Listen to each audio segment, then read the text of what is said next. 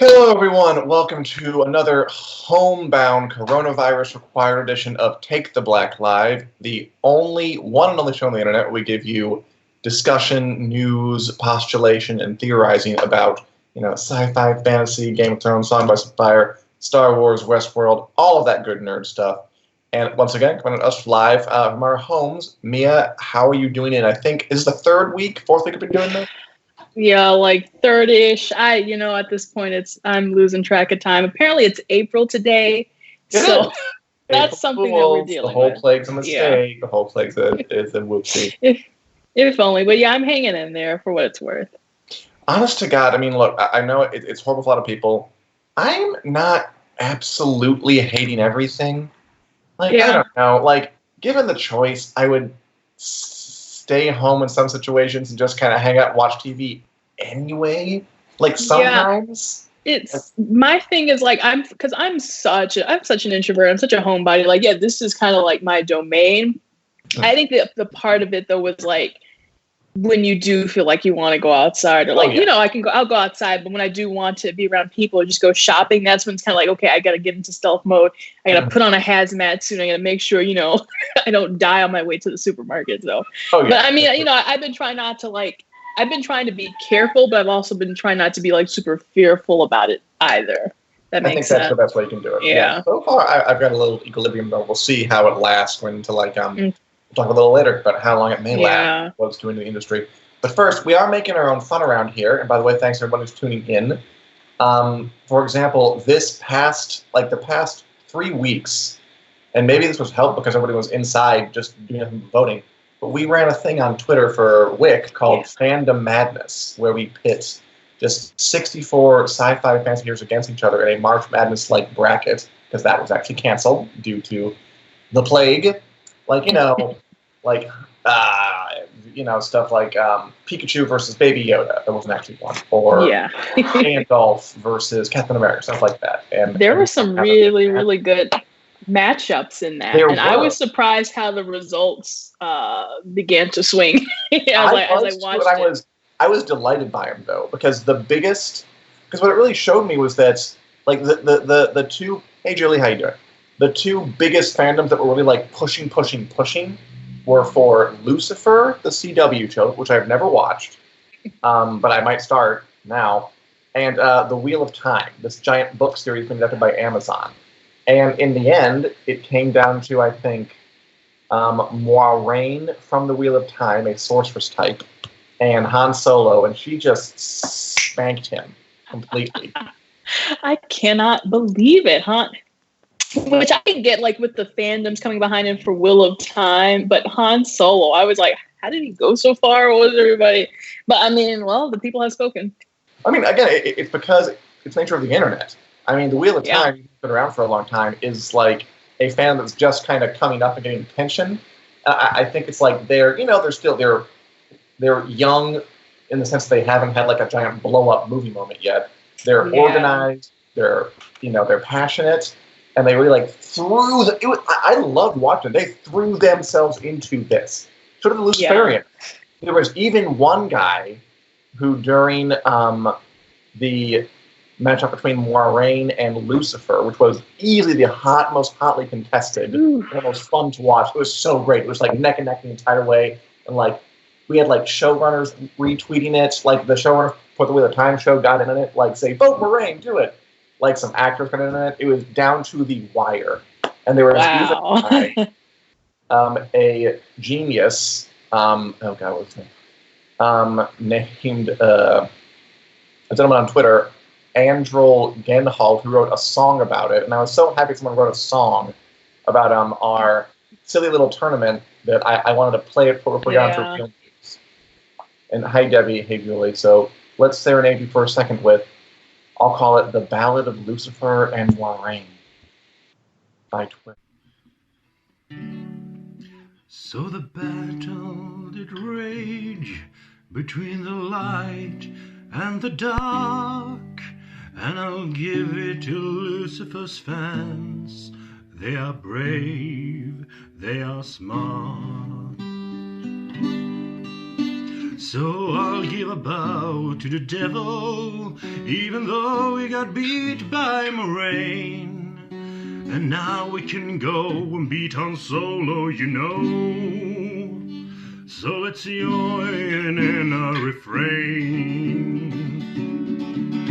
So join.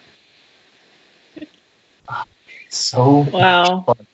I just love the fact that someone cared enough to do that, you know? I know. Yeah, that's why I like to see like fandoms come together and do these sort of creative things. And maybe, it helps that we're all stuck inside, so we've got nothing better to do. I thought that song was so awesome, just to think somebody would take the time out of their day to do that. So shout out to him for that. We loved it. And Julia says that she hopes the time will be good. I'm looking forward to it. I'm looking forward to it more now that I know how passionate the fan was about it too. And yeah, I'm still in the second book, reading it, listening, whatever you want to say. Good so far, and I hope it's a hit too. And again, I'm also interested to see if the fandom, like other fandoms, it'll have that arc where it's really passionate at first, and then as it becomes more mainstream, like Star Wars has, it'll be a little more diffuse. I mean, it is kind of a thing of like the younger and more vibrant a fandom, the more passionate they're going to be about stuff like that. Yeah. And I do think time takes a toll, but, that's cycle of life, man. It's going to be fun. Okay. Yeah. So in actual news, although I had a lot of fun with that, and we'll do Fandom Madness next year too. I was quite happy with it. Why don't we check in on the state of all things coronavirus? Yeah. What's happening in the entertainment industry? Yeah. So we just got our next batch of movies that were pushed. Which it's interesting. I'll get to that in a second. Is that we were kind of saying early on, like the last 2 or 3 weeks or so, people were like, okay, definitely we're going to push the March movies. Oh yeah, who got pushed? Like that was March or like all that like April movie. Yeah, No Time to Die, all those good Peter Rabbit and all those movies. But now it's like we're moving into like summer blockbuster season, and now those movies are starting to be pushed too. So like last week we talked about Wonder Woman, it's pushed to August. Black Widow was pushed till question marks, and Sony finally kind of got around to their movie slate, and they're like, okay, we gotta move some stuff. And so one of those was Ghostbusters Afterlife, which is that it's basically Stranger Things Ghostbusters / maybe Stephen King Ghostbusters. Which I wasn't even that excited for, but still, it was like a big tent pole. Yeah, exactly. So that was going to be July 10th of this year, and that was moved to March 5th of 2021. So they're like, we're going to give this all the time we can get. The other movie was Uncharted, which was the Tom Holland, I believe Mark Wahlberg as well, video game movie being moved. Technically, that was in March 5th, 2021. So then they're pushing that to October 8th. But one of the interesting things to me is that Sony's Morbius is being pushed from July 31st to March 19th, 2021. That is deep into the summer. Yeah, they're not taking any chances. But what was interesting was that, now we've got these movies where, these technically, like Morbius technically isn't a standalone movie because it's part of the whole Sony Spider-Verse. And Sony... quick question. Can they call it the Spider-Verse? Does that conflict with the movie they already had? No. You know what? They actually... A long time ago, Sony called it something else, like Spider-Man Cinematic Universe, something like that. It was really dumb. So I just everybody called it the Spider-Verse. It's going to confuse people. It is. But they were planning on releasing 2 movies this year. One was Morbius, and then in October was going to be Venom 2. And so far, Venom 2 has not been moved. And from what I heard, Morbius has a little plot line that kind of sets up Venom 2. So I'm curious to see how that goes. I was going to ask, do you think that Venom 2 will eventually be moved because it's in October and, you've got all these things going on, or does it even really kind of matter if these movies are jumbled up and just kind of see them whenever and however? I mean, I think it matters to the people making them. I think that if they're trying to plan a Marvel Cinematic Universe procession of see one and then the next, you don't have to do it. It has to matter. I imagine what I'm curious about is just like, will the entire year be just wiped clean, and just we'll just try movies again in 2021. Yeah, it's like, you know what, we had a nice shot at it, and we'll come back next year. I mean, it's oh, sorry, go ahead. I don't know. Yeah, I was gonna say it's kind of like we've got like this. We were just doing some planning for Fanside, and it's like there are a couple of movies sprinkled in for June and sort of August, but it's really like it's gonna be like a desert out there for this summer blockbuster.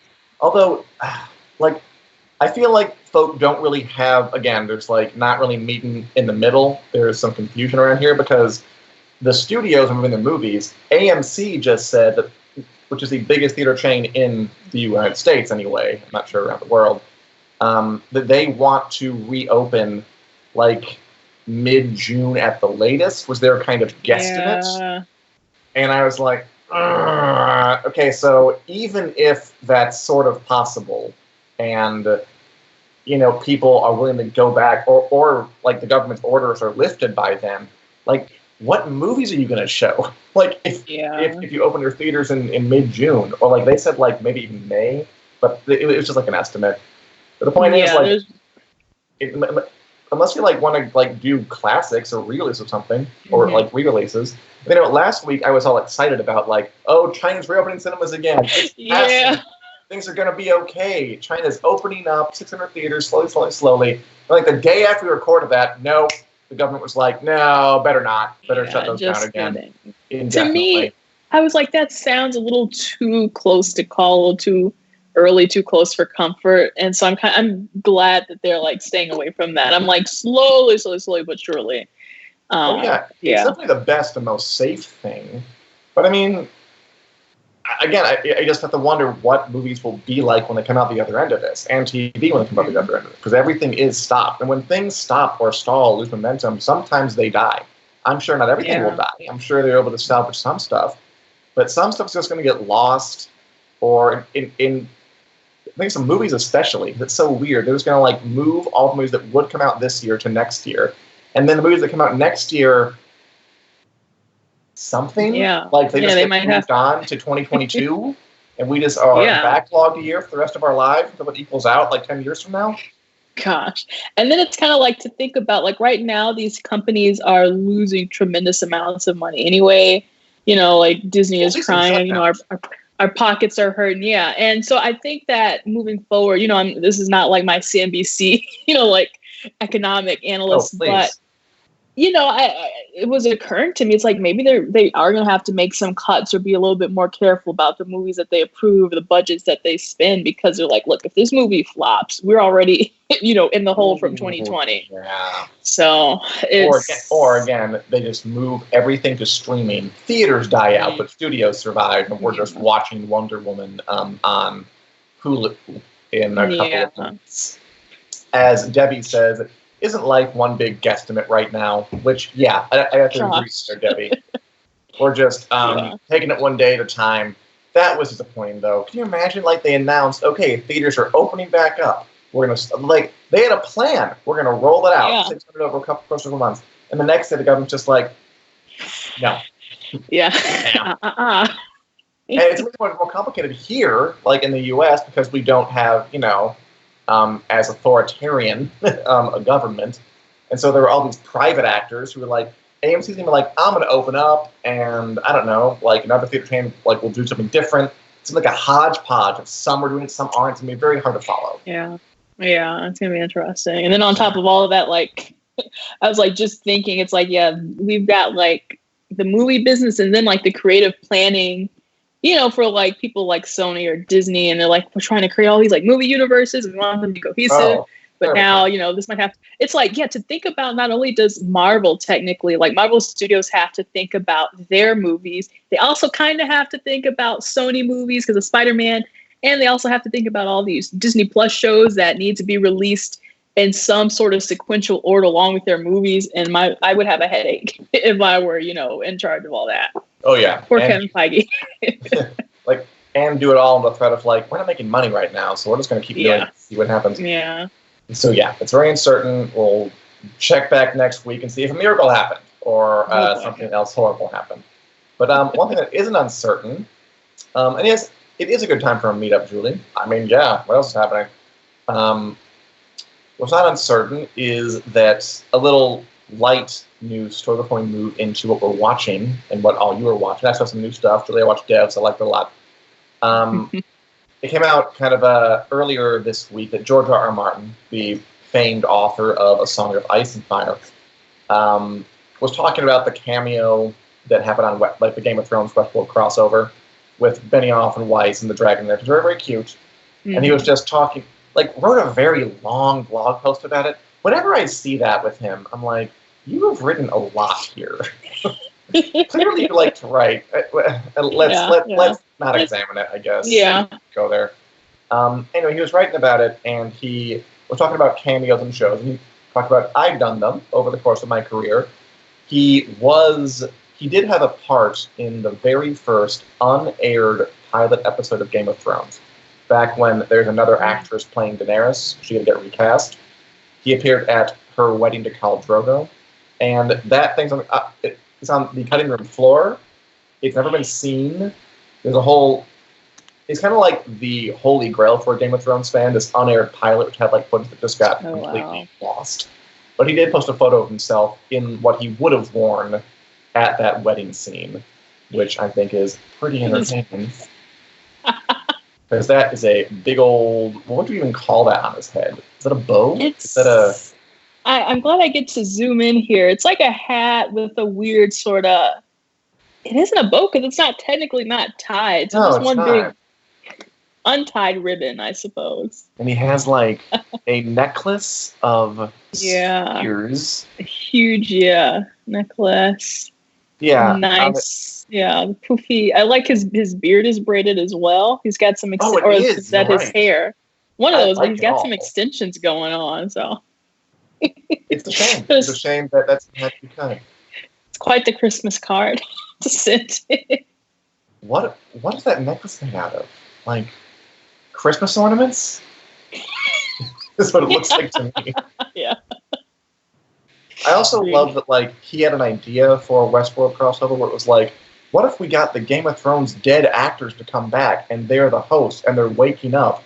And he's like, but I didn't want a full crossover. I didn't want anything too big. And like, yes, you did. That is huge. Like he would get like Robert Baratheon and Shay and Catelyn Stark just come back and wake up in the Westworld darkness, go, come back online, whatever.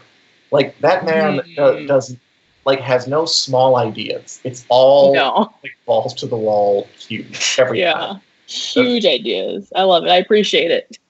I guess. I mean, it's also probably what slows him down because he can't just like cut a corner. But yeah, I mean, I respect the ambition, and I love that his dreams are mountainous. Good for him. Nice hat. I agree. Or whatever it is. If you know what that is, tell us. Decorative head ornament. There we go. Yes. Headpiece. I'll go with that. Headpiece. Sure. And finally, because the news is a little sparing, but we'll have some people on next week. I think we're going to have Ariba on talking about Westworld. I wanted someone on talking about Walking Dead. But this week, what have you been watching, Mia Johnson? Ooh, shall we dive right into Westworld? Sure. We are already in episode 3 of season 3. And you know what? Absence of Field. I don't like the title. The titles are always interesting. I like the Witcher line, but the absence of field, what does that mean? Let's get a title. Just go with the abstract at all. Plenty like the first, and it's hard in an episode of 8 episodes to feel like a filler episode. This one to me had so far the least amount of substance. Really? There was a really big. I know it's hard to say least amount when it comes to Westworld, but this one was kind of largely though about Charlotte Hale, and the whole idea about that was it's like played by Tessa Thompson. It's like, ooh, what's going on with Hale? Who's really in her body? Who is this person? And it was kind of interesting to see kind of as Tessa Thompson as an actress take on like a whole nother personality. She's like, who am I? What am I doing? What is this place? I don't know. Have you seen Toy Story 4? I did not. Is she in it? Well, no, but she reminded me of. No, her character in this reminded me of Forky because Forky was like, I'm a sport. I shouldn't be a toy. What the heck is my life? Gotcha. So it's got that Toy Story I will connection say, going on. I like Tessa Thompson. Like in the other Westworld seasons, I didn't like really like. There's a question of like, why exactly are you here? Like, I think she bring a ton to it. This impressed me. I thought she was very good in this. Mm-hmm. Like, she's in a robot body. We don't know who she is. She's waking up, and I thought her identity crisis of who am I, which we don't know. I'm not sure she knows. Am I Charlotte Hale, this woman whose body I'm in? Am I whoever the host was that Dolores shoved in this body? Am I something else? Was pretty compelling. I thought like her performance was very, very good in a way that I didn't really see before. So I was impressed with that part of it. Yeah, yeah. And it adds another layer to her character, I feel like. Yeah, because it kind of was like, I felt like even in season 2, I thought maybe they didn't need her at first and they just kind of found a way for her to stick around. So I do like this. Yeah. It's like you're like the 30-year-old super powerful executive. Why? Yeah. Okay, sure. Yeah. And then I'm trying to remember Dolores, I guess, was in this episode. She was just kind of like, Yeah, totally Hale was like, Dolores, will you help me? And Dolores is like, I guess. Right? And just like, just kind of like figure your own thing out. Wow, I'm really trying to remember what happened this episode. It's like all emotionally messed up, and Dolores is like needing to like comfort her and pet her and soothe her. So they have some kind of emotional bond that we're not fully let in on yet. I enjoyed it. We'll talk about Devs in a second, because I did watch Devs and I did like it. I see Sherry and Kenny talking about it down there. Carnival I never did watch. I like the emotional texture of Westworld right now. It feels like very heavy. It feels very kind of baroque, and just heavy is the word I want to keep coming back to. But not unpleasant. It's dense. I feel it and I sink into it. It's compelling to watch. Right. If I think about it for like too long, I start to go like, wait, so Charlotte Hale just strangled a potential pedophile on a bench in broad daylight, stole his dog, and she just walks away? Yes, that's how it works. I know she said the cameras were off, but like, we don't have the cameras now, and strangling a guy in a park on a bench taking his dog, but it's still like pretty obviously thing you shouldn't do. Stop thinking about the plot holes. Or another question I asked was like, what about her kid? Like I don't know if he knows that she's a host, but he does know that something is up. How does he know that something's up? And literally no one else in her life realizes that. Because the child knows. And a young innocent child knows that also, did you see that scene where like she got into bed with the young kid? Yeah. And she like has her weird dead eyes staring straight away? Like, I would know. Oh yeah. Like, I know she doesn't love him that much, but I think he figured it out, because she's kind of like a deadbeat mom, I guess. It's like, oh yeah, by the way, she has a son. But yeah, so that's it. We'll see how things progress next week. And I enjoyed it. I did. I liked it. I'm still intrigued. Yeah, that's about it. Although I will say, okay, I think you would like Devs, the show. Yeah, please tell me. Hulu. I feel like it's up your alley. I watched the premiere episode the other night. Julie recommended it. I'm here, and apparently Sherry's watching it too. I'm only one episode in, but it actually reminds me of Westworld a lot, but like the subtle version. It's about a Silicon Valley firm, like a Google, a Apple, something like that. Very, very successful, very, very powerful. And a couple, like an engineer couple, a guy and a girl who both work there and are together. And the one guy, the man, gets drafted into Devs, a secret kind of a development unit within the company. And I won't say much more, but in the very first episode, I'll just say it's the first episode, like synopsis. He's murdered because he finds out too much. He finds out like what Devs is doing, and he has to be killed for it. And that's where I am right now. And I think where it's going to go is the girlfriend's going to investigate and find out what the hell's up, and find out stuff. It's going to be great. But the first episode was really, really cool. Did you ever see Ex Machina by Alex Garland, the movie? I love that movie. It's this guy's behind it. He's Alex Garland. Yes, that's right. And it's all over it. It's got this very kind of clinical, precise tone to it. Again, like very atmospheric and really good at. I mean, the problem, like the boyfriend finds out what they're doing with this company. I mean, all he looks at is just like a giant screen of code that I don't know what the hell it means. But they do a great job of like selling this is somehow horrifying. Yeah. That what he found is debilitating. He goes into the bathroom and pukes. As Julie says, quantum mechanics. They throw a lot of words around this episode. Mechanics. But they don't make you like it's understandable because they tie all this complicated, quantum mechanics being one of the infamously most complicated topics in all human history, to human problems. Like, okay, so the topic is complicated, but at the end of the day, like the driver is the guy's murdered. What happened to him? Like that is easy to latch onto, and it has all like these weird touches.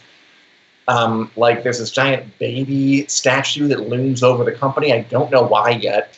Nick Offerman plays the boss, who, as you know, is like a comedy guy, but he's very kind of sinister and sort of like if Mark Zuckerberg grew into a hermit in like his 50s, like that's what he's giving me, like a super technology genius hermit dude. And there's all like this technology that's like it's in the future, but in the near future. So it's like it's not impossible to believe it, but it's still kind of uncanny and weird. Great imagery like that. I love it. I love the tone. So far, I'm very, very intrigued. Awesome. So are these weekly released episodes? I think it's only 6. I think there are 5 episodes of 6 released so far. I think it's okay. I'm not sure if it's going to be multiple seasons or what, but the first season is almost done, and I'm going to be catching up on it this week. I'm sure because I was pretty intrigued. And I think you would dig it. Yeah, when I was brushing up on it, I saw that it was from the guy who did Ex Machina.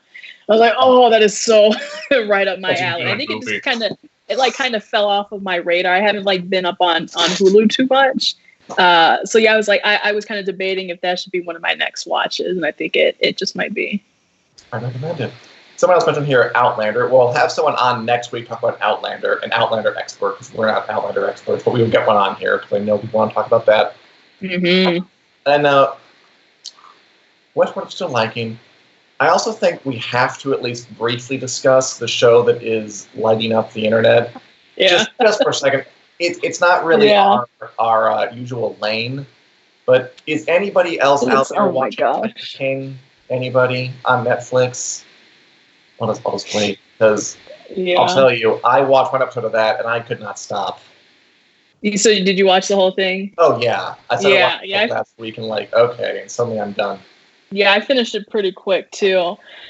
Oh my gosh, how much of a wild ride was it's like every single episode there was something like either somebody did something shady, somebody did something weird, I don't even know where to begin with this show. And just for the uninitiated, Tiger King is a 6-episode Netflix docu-series about some garbage people in the American rural Midwest who own, and also the East Coast, who own giant cats, like lions and tigers, in some cases, elephants and chimpanzees and other wild animals, in like private zoos.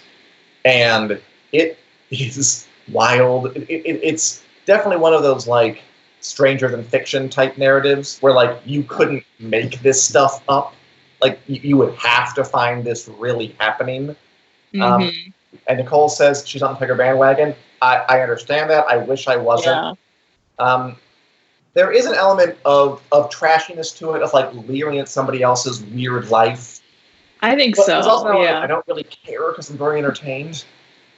You know what I mean? I think it's exactly that. It's just it is just so absolutely off the wall. It's like, how has this been something that's going on in this world? Like and I think one of the biggest things is the rivalries between kind of like the two main people, Joe Exotic and Carole Baskin, which people cannot get enough of these two. And in a weird way, because Joe Exotic was somebody who wanted to be in the spotlight, he wanted to be a superstar. I don't know if this is like spoiling the series or anything, but yeah, even kind of after the fact, everything that happened with him, he's getting like his 15 minutes of fame finally. I'm sure if he knew about all this, he would be absolutely in love with it. I mean, I imagine he probably is now. Yeah. I'm sure there's like one Netflix account in prison. Just want to watch. Somebody put on the Netflix. I gotta watch my show. Oh God. As Nicole says, definitely wild reality stuff.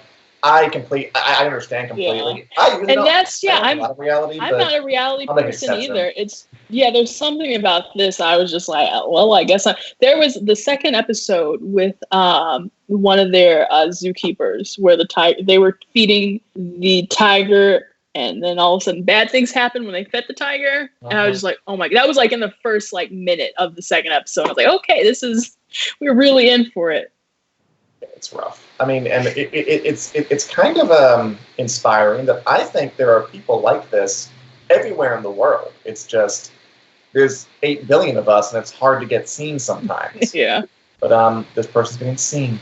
So if you're in the mood for some easy, kind of digestible, trashy docu-series about extreme personalities, feel free. But if not, some more high-minded stuff. I really am enjoying Devs a lot. Better Call Saul, still going on that.